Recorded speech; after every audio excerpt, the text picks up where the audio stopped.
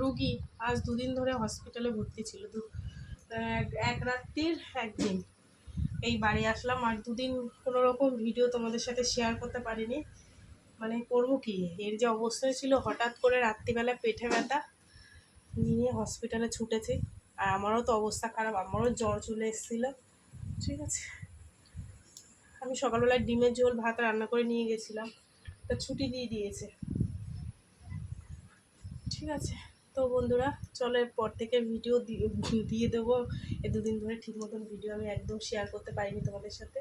সকালে যে ডিম ভাত করেছিলাম সেটাই ওকে দিলাম খাক। আর কি কি ওষুধ আছে সেগুলো, ওষুধ তো মানে কি বলবো তোমাদেরকে, এই যে এত ওষুধ এর মধ্যে দিচ্ছে।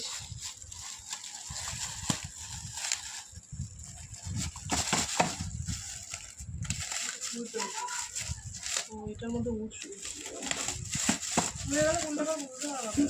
না, আমি ওষুধটা বের করছি না তো, এটা বের করছি। দিয়ে ধরতে একটু